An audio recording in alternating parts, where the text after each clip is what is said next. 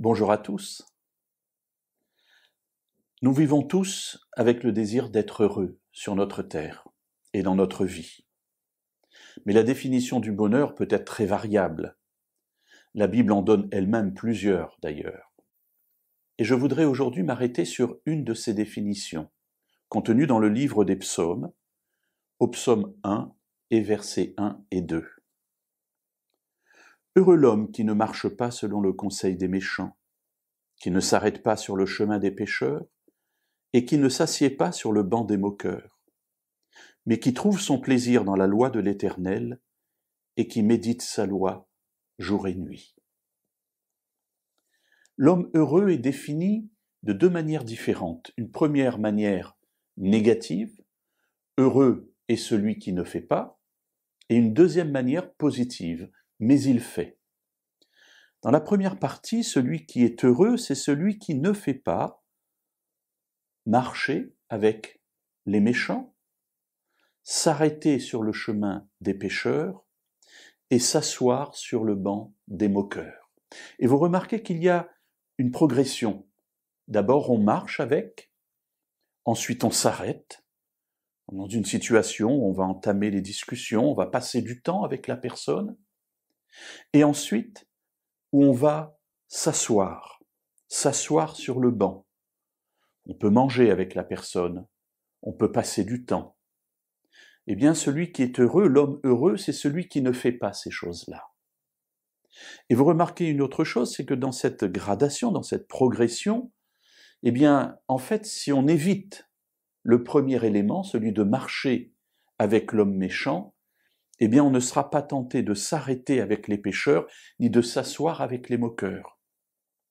Il y a donc une hygiène de vie, j'allais dire, qu'il faut privilégier, et passer tout de suite à côté de ce premier élément, afin de ne pas tomber et de ne pas entrer dans cette marche de celui qui est heureux en ne faisant pas cela. La deuxième proposition est une proposition positive, mais il trouve. Donc celui qui est heureux, c'est celui qui ne fait pas, mais il fait. Qu'est-ce qu'il fait? Il trouve son plaisir dans la loi de l'Éternel. Alors trouver son plaisir, ce n'est pas simplement l'apprendre par cœur, évidemment ça ne sert pas à grand-chose, sinon à la connaître. Mais c'est celui qui vit selon la loi de l'Éternel. Pourquoi? Parce que la loi de l'Éternel est bonne.